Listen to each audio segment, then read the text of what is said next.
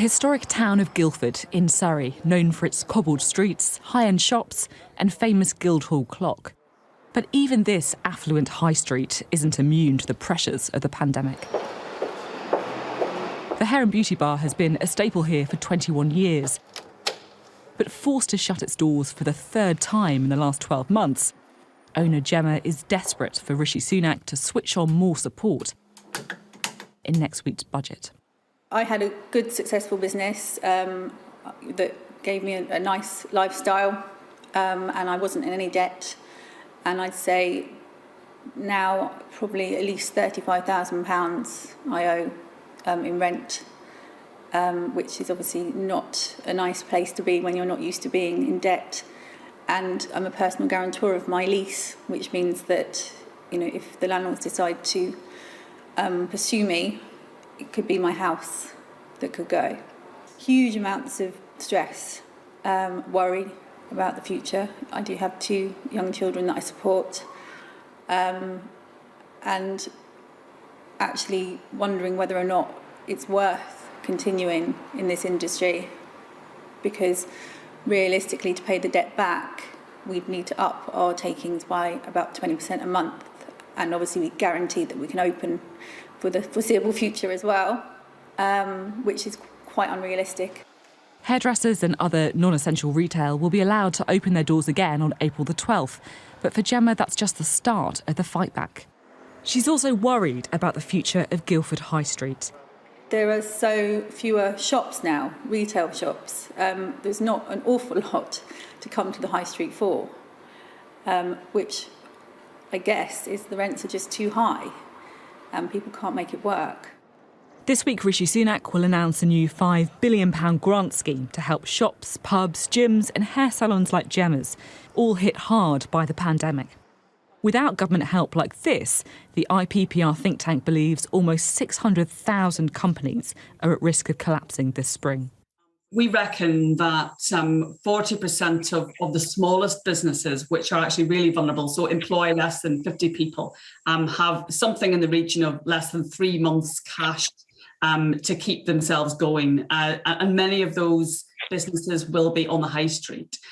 So it's a really serious situation, potentially a bit of a ticking time bomb for the economy, and many lives and livelihoods depending on whether those businesses will make it.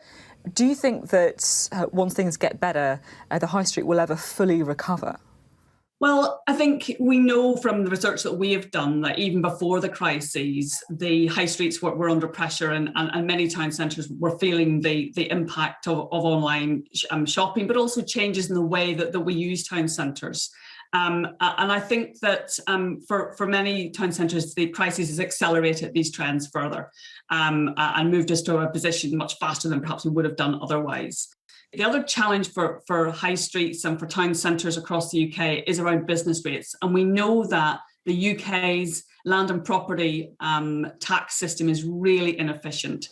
Since Rishi Sunak delivered his first budget a year ago, we've seen the biggest hit to GDP since records began, and national debt rise to more than £2 trillion. For the Chancellor, the pressure is on to chart a path to recovery.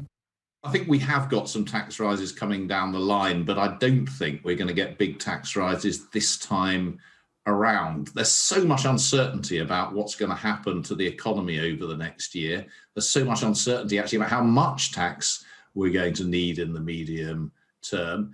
And the focus at the moment, I think, is getting the economy back on its feet. What I'd like to hear from the Chancellor is a commitment, though, to getting that fiscal balance in the medium run. So I don't really want him to say, I'm going to be raising taxes a lot this year, but I do want him to be saying that if in a couple of years we've still got a very big deficit, which is adding to the overall debt, then he will do something about it and be clear that he is willing to raise taxes if that's what's needed.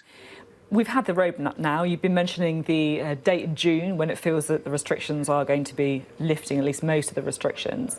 The government's always said that that will be data-driven, but it seems like they're saying that it will only be slowed down if the data isn't as good as expected. Do you think it should also be sped up if the data is better than thought?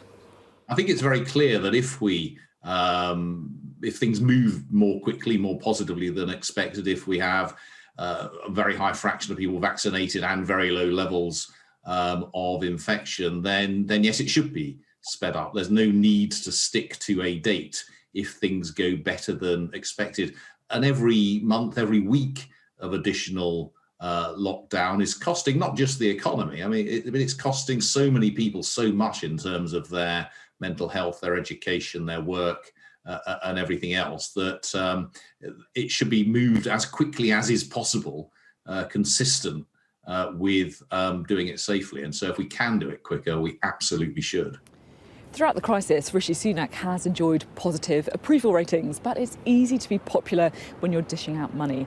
At some point, the recovery process and the fiscal rebalancing will have to begin. The question is now the time? For Gemma, the answer is no. Without more government intervention, she worries her business won't survive. Please cut our VAT to 5%, keep business rates at zero for the foreseeable future, and to intervene with our private landlords and our insurers. This hairdressers will open its doors again on April the 12th, along with other non-essential retail. But it's what happens next week that will determine whether many businesses like this one shut up shop for good.